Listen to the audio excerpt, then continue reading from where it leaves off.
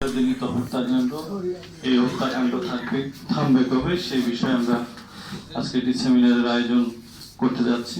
আপনারা জানেন যে 2010 সালের 3রা জুন নিমতলিতে এক ভয়াবহ ট্র্যাজেডি হয় এবং সেই আমরা যেটাকে বলি একটি হচ্ছিল আমরা অবহেলাজনিত হত্যাকাণ্ড। এই নগর জীবনের একটি ভয়াবহ, ঢাকা শহরে একটি ভয়াবহ দুর্ঘটনা আমরা এই 3রা জুন আমরা দেখেছেন, যেখানে প্রায় 120 জনের মতো 126 জনের মতো আমরা আমাদের আত্মীয়, আমাদের কেউ ভাই, কেউ আত্মীয় স্বজন, তাদেরকে আমরা হারিয়েছি এবং 200-এর অধিক আহত হয়েছে। অনেকেই এখন পঙ্গুত্ব বরণ করে সেই স্মৃতিকে গ্রহণ করে চলে যাচ্ছে।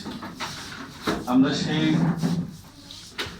থেকে বাংলাদেশ পরিবেশ আন্দোলন সহ দেশের সামাজিক আন্দোলনের নেতৃবৃন্দ, সাহিত্যিক, বুদ্ধিজীবী সবাই এই বহবহতা উপলব্ধি করে এর থেকে উত্তরণের জন্য একটি সামাজিক আন্দোলনে তৈরি করা হয় এবং তার পরিপ্রেক্ষিতে সেই সময় সরকার বিভিন্ন পদক্ষেপ নেয়।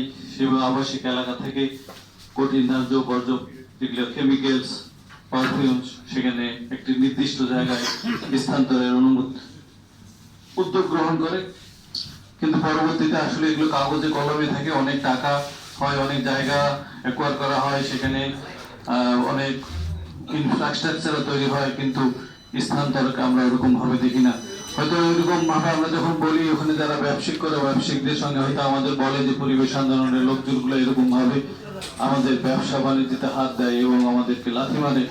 সেই জায়গাটায় তাদেরকে আমরা এখানে আসছেন সভাপতি সাহেব, উনি অবশ্যই বলবেন, কিন্তু আমরা তো এই নগরায়নে এই মানুষগুলো যে হচ্ছিল চলে গেল, এগুলোকে তো আমরা হচ্ছিল ফিরে পাবো না। ব্যবসা তো আমাদের অবশ্যই করতে হবে, ব্যবসা আমরা অবশ্যই করবো, কিন্তু সেটাকে এই ব্যবসার জন্য যদি হলো হত্যাকাণ্ড সংগঠিত হয়, সেই ব্যবসা তো আমাদের কতটুকু হচ্ছিল কাজে লাগবে। হয়তো ব্যবসা যারা করেন তাদেরই হচ্ছিল হয়তো লাভবান হবে, কিন্তু এই মানুষগুলোর জীবন তো আমরা ফিরে পাবো না।